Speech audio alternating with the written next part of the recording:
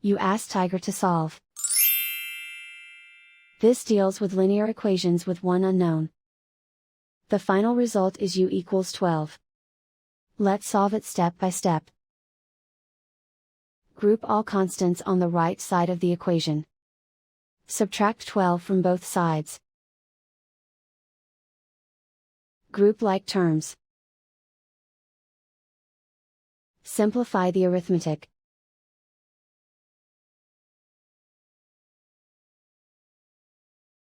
Isolate the u. Divide both sides by -5. Cancel out the negatives. Simplify the fraction. Cancel out the negatives. Find the greatest common factor of the numerator and denominator. Factor out and cancel the greatest common factor. And so the final result is u equals 12.